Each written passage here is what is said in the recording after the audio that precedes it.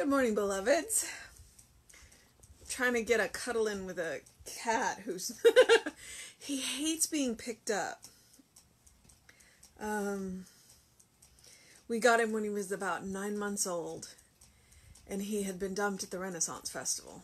We literally caught him on the Thanksgiving weekend out at the Texas Renaissance Festival. And he's 13 or 14 now, and to this day he still hates being picked up.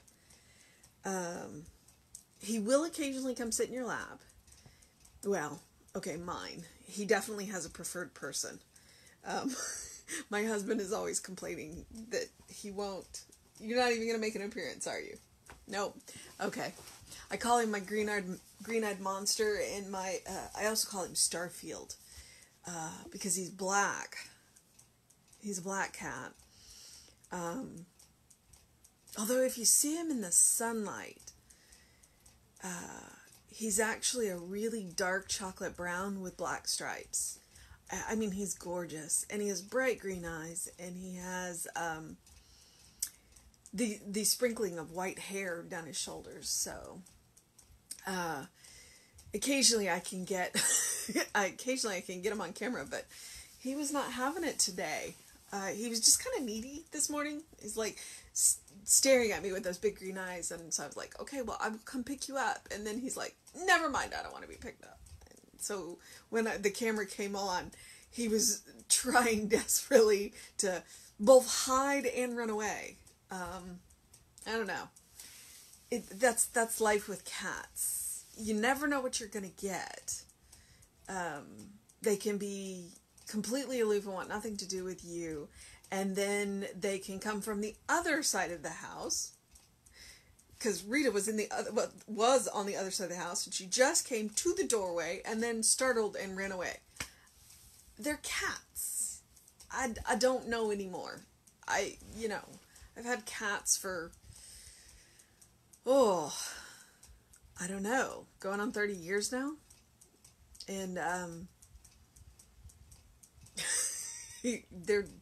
they all have their own personalities, and they have strong personalities, and they have definite thoughts about what is okay and what is not, and they don't put up with much.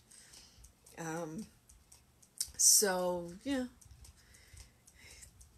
when I see posts about sleeping like a baby, and I'm like, why would anybody want to sleep like a baby? You should sleep like a cat, anywhere, at any time, in any position.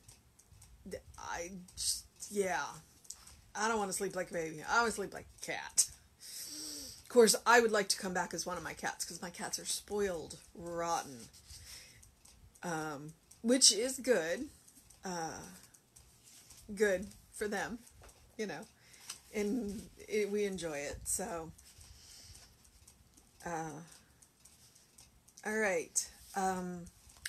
Today, our title, it is June 5th. It is June 5th. And June 5th, it is Friday.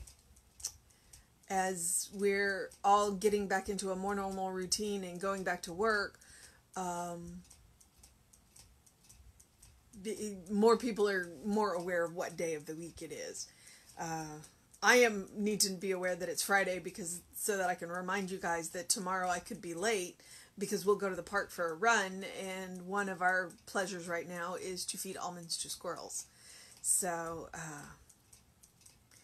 okay, our topic today, or our title today, is very timely, because the title is I Overcome Hate with Love. Okay, so, Ernest Holmes, reading 365, Science of Mind for June 5th, I Overcome Hate with Love. I know that there is but one power in the universe, and that power is God. That power manifests in and through all form, all people, all conditions, and so it is at the very center of my being. This power is life itself, and its nature is love. All good.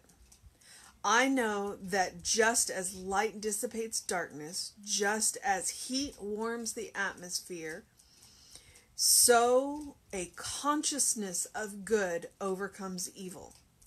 I know that good constitutes the only power, presence, and law, and that the knowledge of good, which is the knowledge of love, overcomes evil, dissipates it, obliterates it, blots it out. I refuse to think of hate or any negation as power. And I know that it will flee from me. Its dissolution is its flight. It disappears.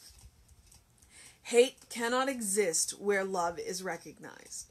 Knowing that good alone is real, I turn the searchlight of eternal truth upon every so-called evil in my experience, and those dark places of imagination are instantly dissolved into light. The dissolution of evil is complete. The manifestation of good is perfect.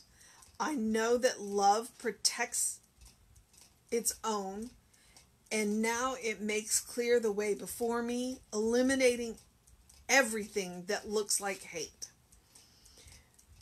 I am guided into ever-widening unfoldment of being, and my every thought, feeling, and act is an expression of that God nature, love, through me. Continuously, I overcome hate with love. And I overcome Rita with love as she tries to take out my book. Okay.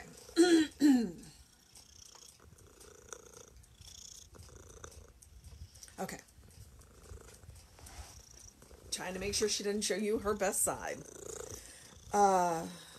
Okay, so let's start back at the beginning. I know that there is but one power in the universe, and that power is God.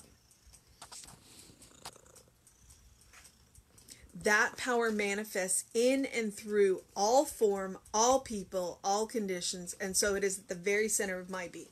So if I know that that is the very center of my being, that one power, that power that we call God, we call spirit, we call love, whatever we call it, it's at the center of my being. So too, do I know that it is the center of every being.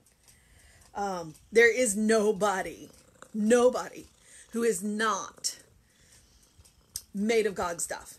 There is nobody that does not have God at the center of their being. Now, we can question whether or not they are conscious of that God being, and their behavior does indicate whether or not they are conscious of it. So it is our job to recognize that God center of them and help them bring it to their consciousness, whatever that's going to look like. And we all have our own ways of doing it. Hopefully we are doing it in very loving ways. That's our goal. Rita, sweetie, if nothing else, she's showing me where my camera is. This power is life itself, and its nature is love. All good. I'm not telling you anything you don't know, but I'm reminding you of what you do know. And when you consciously know it, then you can consciously feel it. I know that just as light dissipates darkness, just as heat warms the atmosphere, so a consciousness of good overcomes evil. When you are conscious of the good within you, when you are conscious of the love within you, then you'll make better choices. You'll make better choices. You'll make more loving choices, both for yourself and for others. The most interesting thing about this is that we are all constantly in relationship with one another. And when we choose love in our relationships work better. And when we don't choose love, when we choose anything other than love, they're messy. And life is messy. But sometimes it's wonderfully juicy messy, and sometimes it's just messy. And so what we are doing is encouraging a consciousness of that good. I know that good constitutes the only power, presence, and law, and that knowledge of the good, which is the knowledge of love, overcomes evil. All of the teachers, every single teacher out there teaches love. And they teach when we turn to love, it dissipates evil and hate and all of this. Dissipating it, obliterating it, blots it out. Love will blot out hate. Love will blot out evil. Now, do not put yourself in toxic situations. Do not put yourself in harm in doing this. Do this in safe ways for you. But follow your heart. Follow that love and do what you're called to do. I refuse to think of hate or any negation as power, and I know that it will flee from me. Its dissolution is its flight. It disappears. Hate cannot exist where love is recognized. Hate cannot exist where love is recognized. If I can look at you with the eyes of love, I cannot hate you.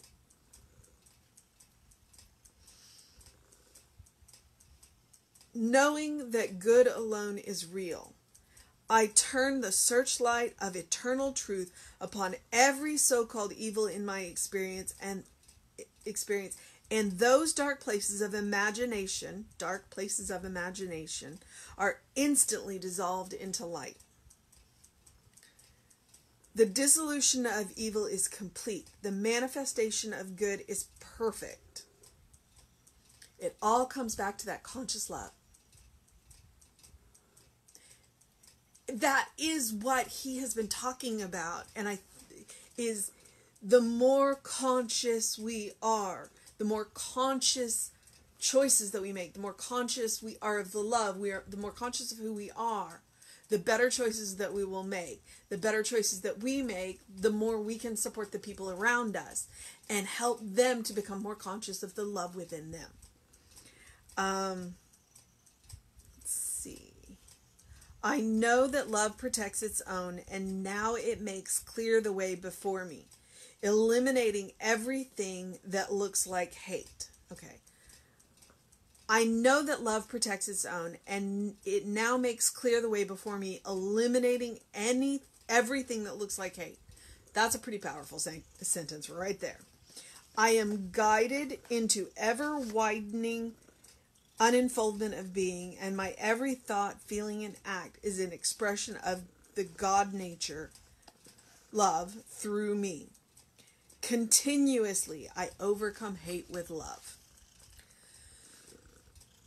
And that is the prescription. That is the prescription.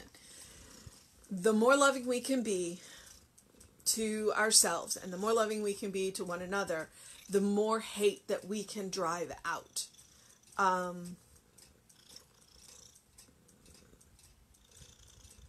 So your mission, should you choose to accept it, is to find ways to be loving. And I'm going to quote the Dalai Lama here. If your compassion does not include yourself, it is incomplete. And I can quote Martin Luther King, only love can drive out hate. That's not the whole quote. So what actions can we take, both within ourselves and within our community, to promote love? What is it that we can do to help others recognize that core of their being is God, and that core of their being is love, because that's what God is. God is not out there. God is not out there. He is not a distant accountant in the sky. God is that heart, that love at the center of our being. And so the more conscious we are, the more we recognize it in others.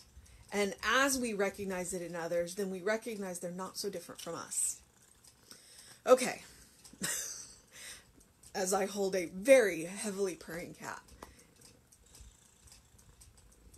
It is, oh, it's been an absolute roller coaster, and I know that.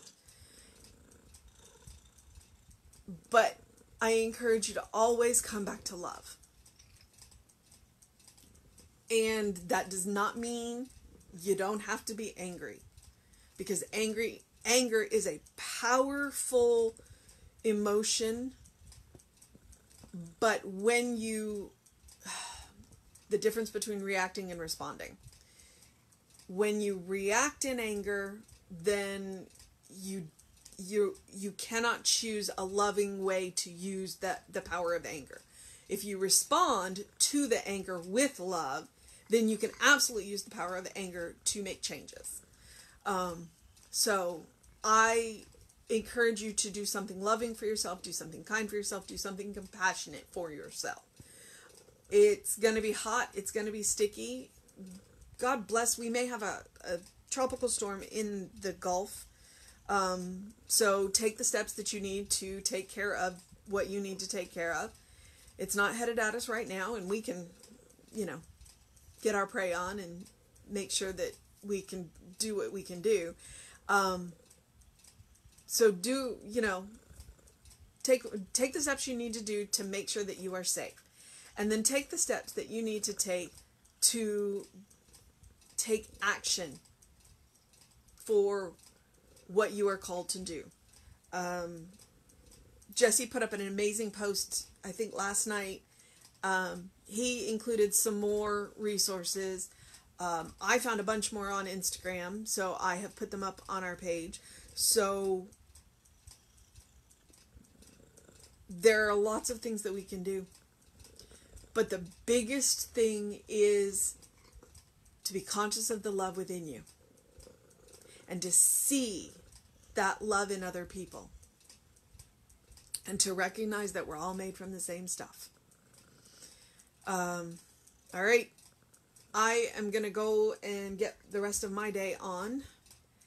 So make sure that you take some time for yourself. Open your windows, get some fresh air. It's in the high 70s, early low 80s. Opening the windows may not be an option anymore. But open your door, step outside. Get some fresh air. Get some movement on. Put your favorite music on. Groove. And make today the best you can. All right? Have a wonderful day, beloveds. Love you.